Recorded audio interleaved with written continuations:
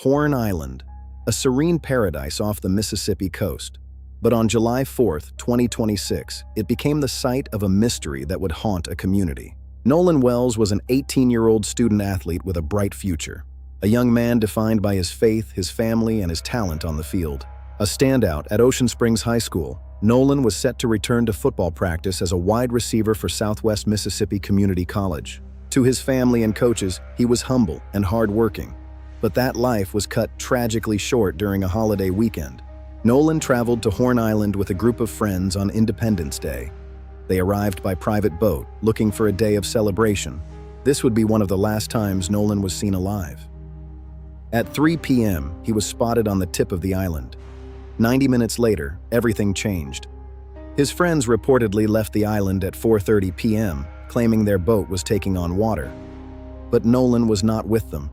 Investigators say Nolan chose to stay behind, but his family has always questioned why he would be left alone on a remote island. By midnight, his mother, Christine, reported him missing. The search began in the dark hours of Sunday morning. The U.S. Coast Guard, sheriff's deputies, and the United Cajun Navy combed the waters. For 2 days, there was no sign of Nolan. Then, on Monday morning, a park ranger made a grim discovery. A body was found near the tip of Horn Island. It was Nolan. The community of Ocean Springs was plunged into mourning. A young life, a vibrant light, extinguished far too soon. But for the Wells family, the official narrative wasn't enough. They brought in prominent civil rights attorney Ben Crump to find the truth. While authorities suspect drowning, the family has called for an independent autopsy. They want to know if there were injuries hidden by the water. The case went viral. Questions about racial dynamics and inconsistent witness statements flooded social media.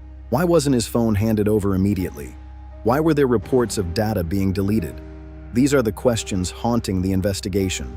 For more deep dives into cases like this, like and subscribe. Check the description for ways to support justice efforts and stay informed. As we wait for toxicology reports and the independent autopsy results, the search for what really happened on Horn Island continues. Nolan Wells was more than a headline. He was a son, a brother, and a teammate whose legacy will endure. The Jackson County Sheriff's Office maintains the case is active. They are still seeking any photos or videos from that day. The truth may be buried in the sands of Horn Island, but a family's love will never stop searching for it. Thank you for watching. Together we can keep the search for justice alive for Nolan and his family.